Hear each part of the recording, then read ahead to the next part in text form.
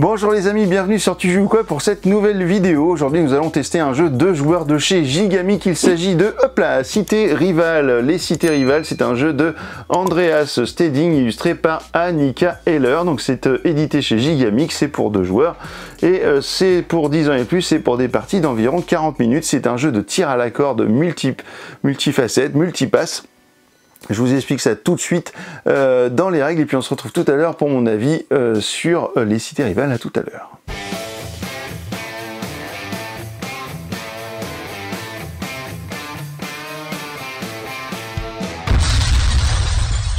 Voici le matériel de Cité Rivale. Alors, quel est le but de ce jeu? Eh bien, il y en a plusieurs des buts, parce que vous allez devoir gagner la partie, bien évidemment, mais pour cela, eh bien, il va y avoir plusieurs conditions pour déclencher cette fin de partie. Alors, du coup, déjà, vous allez avoir des conditions pour déclencher la fin de partie, mais vous allez avoir aussi des conditions pour gagner la partie immédiatement pendant la partie. Donc, en fait, c'est un jeu avec plusieurs endroits où vous allez faire du tir à la corde constamment, et puis, en fait, eh bien, à un moment donné, si vous remplissez une des conditions du tir à la corde, eh bien, vous sortirez vainqueur de la partie. Sinon, c'est à un moment donné, vous allez déclencher la fin de partie, et vous verrez que si personne n'a gagné la partie avant cela, la partie se jouera par rapport à des pions étoiles, comme ceux qui sont juste ici. Pour l'instant, on n'y est pas. On va déjà faire un petit peu le tour du truc, et puis on va voir un petit peu comment on peut gagner la partie immédiatement. Vous avez une première piste ici de tir à la corde. Déjà, c'est un jeu dans lequel, évidemment, comme je vous le disais, vous allez jouer à 2. Donc, vous allez vous placer un joueur ici, un joueur là. Je vous l'ai mis dans ce sens-là pour meilleure visibilité du plateau. Voilà, puisqu'on est en vue du dessus. Donc, vous allez avoir la ville bleue et la ville rouge ici. Et vous allez avoir ce petit cœur qui va bouger dans un sens ou dans l'autre. Donc, tel par exemple, le pion de combat dans Seven Wonders.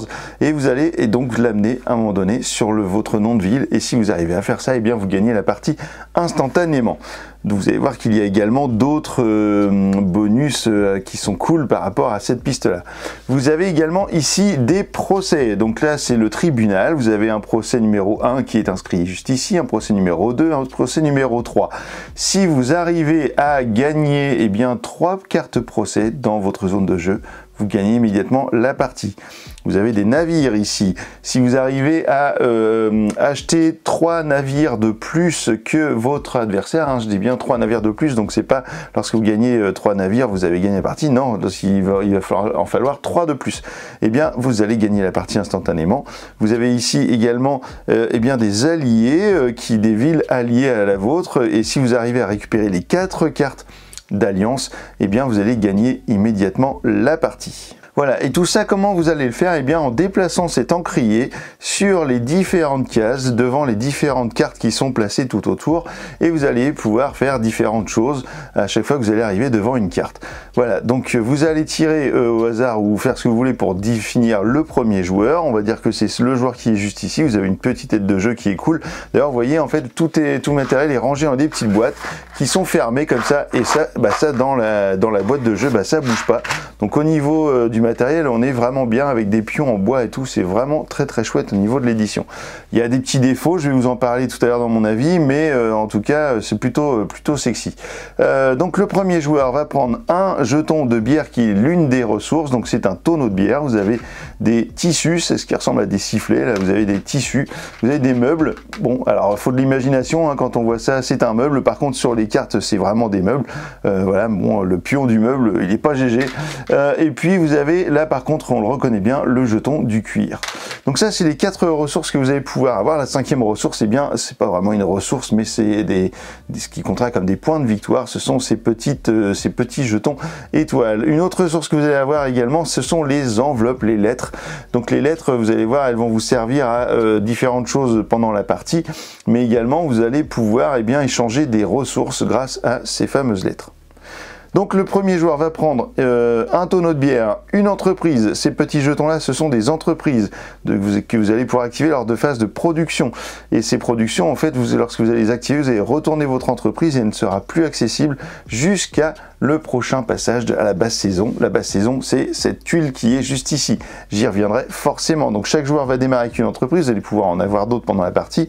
Et le deuxième joueur va avoir 2 tonneaux de bière et chaque joueur va pouvoir également choisir une ressource de son choix parmi toutes celles qui sont ici. Donc si je veux un deuxième tonneau de bière, je peux le faire. Si je veux un morceau de cuir, eh bien je peux le faire également pour ce joueur. Alors pour déplacer le petit encrier, le gros encrier même j'ai envie de dire sur le plateau, eh bien déjà vous serez obligé de le déplacer, vous ne pouvez pas rester sur la case sur laquelle était arrêté l'encrier juste avant vous, et vous allez pouvoir déplacer l'encrier donc de 2 cases gratuitement. Donc si je veux aller jusqu'ici, ça fait 1, 2, j'arrive ici gratuitement. Par contre si je veux venir sur cette case pour faire cette action, eh bien je vais devoir payer une ressource. Voilà.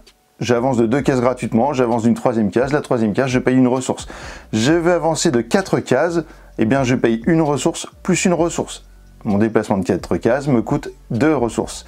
Si je veux avancer de tout nombre de cases supplémentaires, eh bien chaque case supplémentaire va me coûter 2 ressources. Donc pour partir du début et arriver là en un seul tour, ça fait gratuit, une ressource, 2 ressources, ça me coûte 4 ressources.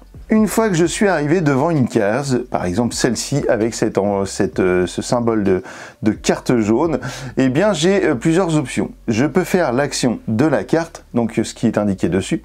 Je vais pouvoir également jouer une carte jaune. Vous allez voir que vous allez avoir en main des cartes jaunes comme celle-ci. Si je n'ai pas de carte jaune et que je suis sur un emplacement de carte jaune, je peux prendre la carte jaune et la mettre face cachée dans ma zone de jeu. Je pourrais l'utiliser, à la place d'utiliser l'action d'une carte, je pourrais à ce moment-là, comme je vous le disais tout de suite, j'utilise ma carte jaune. Et dans ce cas-là, je fais les actions qui sont dessus, je la défausse au-dessus de la base saison et je n'ai plus accès à cette carte, c'est du one-shot. Alors attention, lorsque l'on est sur une case et que l'on prend la carte jaune, eh bien on ne remplit pas la carte aussitôt. On verra ça plus tard lors de la base saison. Et enfin, vous allez voir qu'il y a des cartes avec 2 actions possibles. Lorsque je suis devant, eh bien, je peux choisir l'une ou l'autre des actions. Mais si j'ai une enveloppe et que je l'utilise, une petite lettre, eh bien, je vais pouvoir faire les 2 actions. Donc ça, c'est cool. Et en plus, si j'ai des bâtiments, des entreprises, vous verrez que je peux faire un peu plus que ce qui est indiqué ici. Allez, on va faire le tour de la carte pour voir un petit peu les actions que l'on peut faire. Déjà, cette action avec la carte jaune, eh bien, ça veut dire que je vais pouvoir prendre une carte comme celle-ci. Et c'est exactement les mêmes cartes que vous avez ici, mais avec des bonus différents. Je la prends, je la mets dans ma zone de jeu et j'attends patiemment de pouvoir l'utiliser au bon moment. Lorsque je suis devant cette carte, eh bien, je peux échanger une ressource contre une autre ressource. Donc, je peux échanger mon tonneau de bière contre du tissu si je veux. Et ça, je peux le faire 2 fois. Je peux également faire un don, c'est-à-dire que je donne 2 ressources de ma zone de jeu et à ce moment-là, je vais prendre un petit jeton étoile. Alors je vous disais, lorsque vous n'allez pas réussir à finir la partie en déclenchant un gain immédiat, vous allez forcément tomber à un moment donné sur une condition de fin de partie. Comment ça va se passer? Il n'y aura plus de carte bateau sur le plateau, c'est une condition de fin de partie. Vous n'avez plus de carte procès sur le plateau, c'est une condition de fin de partie. Vous n'avez plus de jetons bâtiment, c'est une condition. Ou vous n'avez plus de jetons étoile, eh bien c'est également une des conditions de fin de partie. À ce moment-là, vous allez compter toutes les étoiles que vous allez avoir en votre possession en jetons, mais également toutes les étoiles qui figurent sur les cartes bateaux, les étoiles qui figurent sur les cartes alliances et les étoiles qui figurent sur les cartes de procès. Et tout ça, ça va vous donner un certain nombre qui va déclarer le vainqueur de la partie. On n'y est pas, c'était juste pour vous expliquer l'intérêt de ces petits jetons étoiles. On passe à la suivante qui est récupérer une carte alliance. Lorsque je récupère une carte alliance, je vais prendre l'une des 4 cartes qui est ici, je la prends gratuitement, j'ai rien à payer. Et en plus, je vais bénéficier de son pouvoir, puisque chaque carte va avoir un pouvoir. Tiens, le Havre, ça c'est pas loin de chez moi. Du coup, je peux soit prendre une carte du plateau, soit une carte de mon adversaire. Si mon adversaire avait récupéré une carte alliance lors d'un tour précédent dans sa zone de jeu, eh bien en payant une lettre à la réserve, eh bien je peux récupérer sa carte alliance au lieu d'aller chercher une carte sur le plateau. Ça peut être un moyen de gagner assez vite la partie si vous avez des jetons lettres en votre possession. Vous verrez qu'il y a quand même des conditions, vous voyez quand même là des petits moins, lorsqu'il y a des moins rouges, c'est qu'il va falloir payer quelque chose, ça ce sera au moment de la basse saison. On continue les cartes blanches. Ici, vous allez pouvoir dépenser 2 ressources pour acheter un bâtiment, une entreprise. C'est-à-dire que là, pour 2 ressources, je la prends et je la mets sur sa face active dans ma zone de jeu. Ici, je vais pouvoir produire. Eh ben, on y va. Ça y est, on y arrive. Je vais pouvoir produire 2 barils de bière. Donc ça, c'est l'action A. L'option B sera la production de tissu. Ici, je peux produire un tissu. Si je paye une lettre à la banque, eh bien, je vais pouvoir faire les 2 productions. Et si en plus j'ai des entreprises, lorsque je produis de la bière, je peux retourner une de mes entreprises pour gagner un jeton bière supplémentaire et pareillement sur le tissu. C'est comme ça, vous allez payer en gros des entreprises locales pour fabriquer un peu plus de ressources. Ici, c'est un gain immédiat de une ressource au choix. Ici, c'est une action de procès. Voilà, alors on y arrive. Sur le procès, vous avez eh bien, des petites réglettes voilà, qui sont juste ici, avec un petit cube qui est à 0. C'est un tir à la corde. Vous avez, la bande va jusqu'à 4 de chaque côté, un côté bleu, un côté rouge. Lorsque vous avez une action de procès, eh bien, vous allez choisir l'un des 3 procès et vous allez payer ce qui est indiqué juste en haut. Ici, si je paye 2 fûts de bière, je peux le faire une fois, et bien je vais récupérer une ressource de tissu et je fais une action de cube bleu. Ça veut dire que je prends le cube et je le déplace d'un cran vers moi. Donc là je suis, j'ai un point de procès, de mon côté pour le procès numéro 1. Il y a également ici un deuxième bandeau qui va me permettre de payer des ressources supplémentaires pour gagner du déplacement supplémentaire de petits cubes dans un sens ou dans l'autre. Vous voyez que sur le procès numéro 1, il n'y en a pas. Par contre, sur le procès numéro 2, si je paye un tissu, eh bien, je peux déplacer d'une case supplémentaire le petit cube de mon côté. Ce qui est indiqué en dessous, eh bien, ce sera un gain lorsque vous allez remporter ce procès. On va y revenir. Ne soyez pas trop pressés. On continue avec l'action avec le cœur, c'est l'action du prestige, vous aurez deviné que je déplace le cœur de mon côté. Vous avez ici une production de cuir, c'est exactement la même chose que pour les cartes que vous aviez ici. Ici nous pouvons produire soit en option A du cuir, soit faire une action de procès sur le B. Si je paye une lettre, je peux faire les deux. Vous avez ici l'option du bateau, donc si je fais ça, eh bien je dois payer les ressources qui sont indiquées juste en haut et je prends le bateau que je mets dans ma zone de jeu et on va remplacer le bateau tout de suite. Vous avez parfois des gains immédiats, comme ici vous gagnez 2 lettres. Vous avez parfois des gains en basse saison, donc lorsqu'on va déclencher les effets de basse saison. Et vous avez aussi des effets permanents qui vont, comme par exemple le coût des bateaux sont réduits de 1, donc ça c'est plutôt pas mal. Et celui-ci n'a aucun bonus, mais par contre il va vous rapporter eh bien, une petite étoile par bateau. Donc si vous en avez 4, ça fera 4 étoiles si jamais vous n'avez pas réussi à gagner la partie d'une autre manière. On arrive ici à la résolution du procès. Alors la résolution du procès, vous avez 2 options pour cette action. Vous allez pouvoir résoudre le procès numéro 1 ou bien vous allez pouvoir eh bien, échanger des procès entre eux. C'est-à-dire qu'il va falloir qu'ils soient adjacents. Donc je peux par exemple prendre la carte et la petite barrette qui est ici, la prendre et la déplacer par exemple pour l'amener en 1 ou inversement le 2, je peux le mettre en 3. Je peux mettre, c'est tout parce que je ne peux pas déplacer le 1 en 3, il faut que ce soit adjacent, donc le 1 n'est pas adjacent au 3. Ou alors, donc je peux résoudre le procès. Comment ça se passe quand je résous le procès? Si le cube est sur 0, eh bien vous allez prendre la carte du procès, vous allez la remettre dans la boîte, et vous allez décaler tout le monde ici, donc la carte et les barrettes. Cette barrette là, vous allez l'enlever, et puis vous déplacez tout le monde, vous prenez un nouveau procès que vous mettez ici, vous prenez la barrette que vous remettez à 0, et vous la remettez juste sur le 3e. Je vais le faire après, vous allez voir à la basse saison, de toute façon ça arrive, je vais le manipuler, mais en gros c'est ça. Lorsque vous avez le cube sur 1, eh bien vous faites exactement la même chose, sauf que vous ne remportez pas la carte non plus, et vous allez par contre remporter une lettre. Si votre cube est sur la position 2, 3 ou 4, eh bien à ce moment-là vous allez gagner le procès. Vous prendrez la carte que vous allez mettre dans votre zone de jeu, elle comptera maintenant parmi les 3 que vous devez posséder pour gagner immédiatement la partie. Et vous allez ensuite gagner le gain immédiat qui est sur chaque, enfin pas sur chaque, mais sur la carte que vous aurez gagnée. En l'occurrence ici, je vais gagner un bâtiment. Voilà, on a fait le tour des cartes. Ici, c'est de la production. Bah voilà, vous allez produire du meuble et ici, vous allez remporter eh bien une petite carte lettre. Donc les tuiles jaunes, eh ben, c'est exactement la même chose, hein, sauf que chaque tuile, chaque carte jaune a des pouvoirs différents. Vous allez retrouver le signe du procès partout, quasiment. Je crois que sur toutes les cartes jaunes, il y a le signe du procès. Et puis vous allez avoir, par exemple, ici, dépenser un tissu, donner un tissu à la réserve pour gagner eh bien, un jeton étoile. Lorsque votre pion a fait le tour et qu'il arrive et qu'il passe, alors soit qu'il arrive sur la case, parce que vous allez avoir également une action ici sur la tuile, ou qu'il a passé, S'il a passé, eh bien vous n'allez pas faire l'action tout de suite de votre position. On va d'abord déclencher la basse saison. Qu'est-ce qu'on fait à la basse saison? Eh bien, nous allons payer l'entretien des alliances. Alors, qu'est-ce que c'est ça? C'est que si vous avez des cartes comme ça, des cartes alliances dans votre zone de jeu, vous allez devoir payer ce qui est indiqué en haut à gauche. Si vous n'avez pas de quoi payer, la carte, elle revient ici et il va falloir aller la rechercher. Vous allez ensuite gagner un prestige si vous êtes le joueur qui a le plus de bateaux en votre possession. Voilà, donc si le joueur rouge a plus de bateaux, il reprend la main sur le jeton prestige et le remet au centre. Alors il le remet au centre parce qu'il était juste à côté, hein. Si le pion était là, il ne le remet pas au centre, il le déplace juste d'un cran, je vous aurais compris.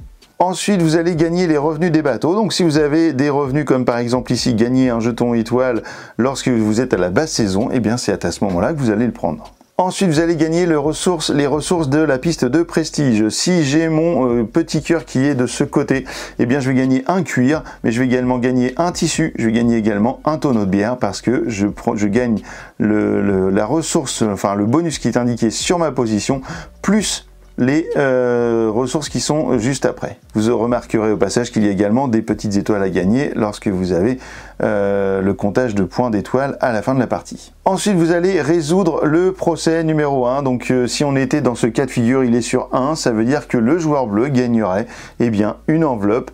On prendrait alors la petite barrette avec le cube, on enlève cette carte qui va être défaussée parce qu'il ne l'a pas remporté, parce que pour le remporter, il a fallu que le cube soit sur 2, 3 ou 4. Vous voyez qu'en plus c'est écrit plus gros, donc c'est assez clair. Ici, on va déplacer voilà, le procès qui était en 2, on le déplace en 1, le procès qui était en 3, on le déplace en 2. Du coup, s'il y avait des positions de changer, eh bien, elle reste dans la position. Hein. Si par exemple le joueur rouge était déjà en position 2, au moment où ça bouge, on laisse le cube en position 2.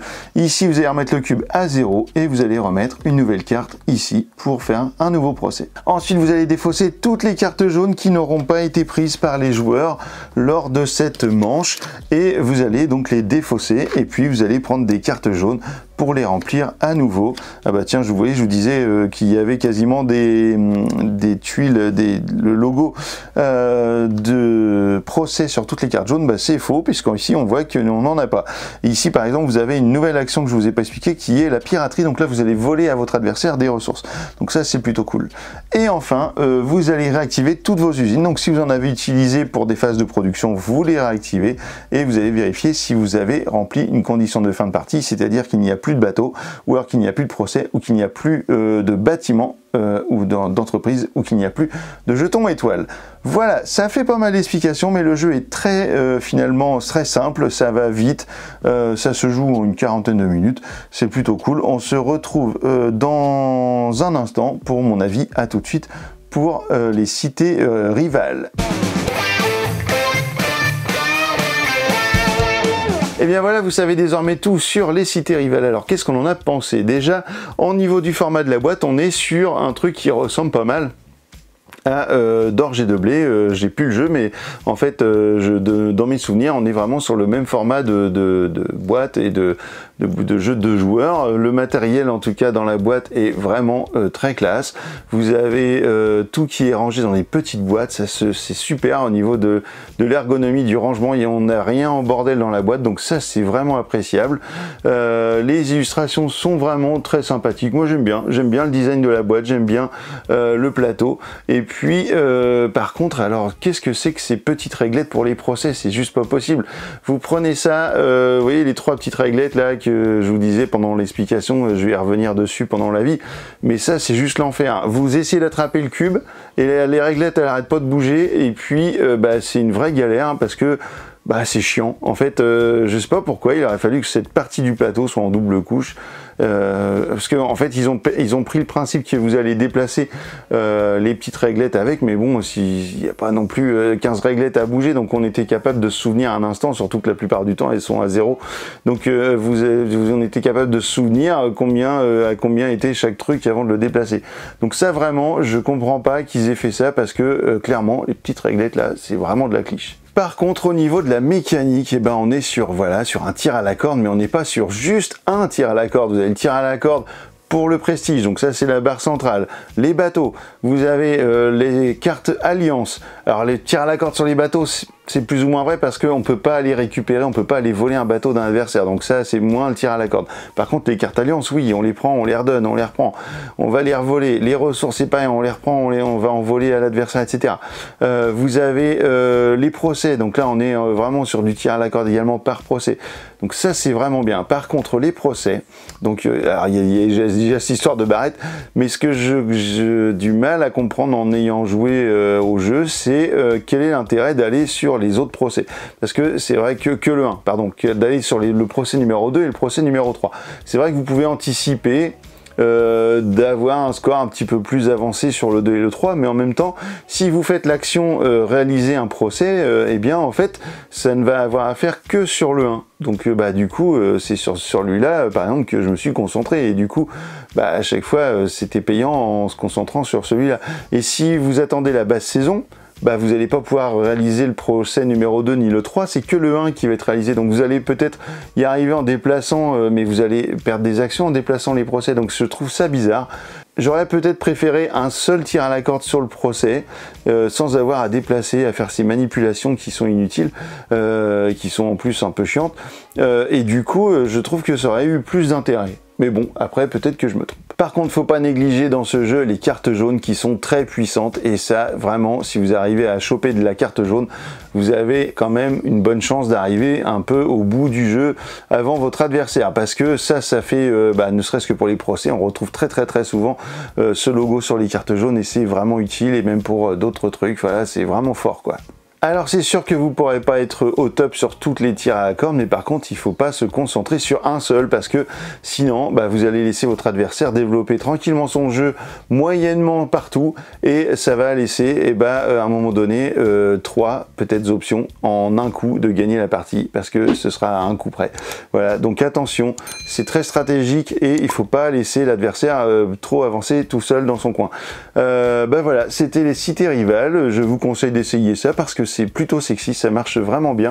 En tout cas, moi, ça m'a bien plu, et ça, c'est chez Gigamic. Donc maintenant que vous connaissez tout sur les cités rivales, et alors, tu joues ou quoi?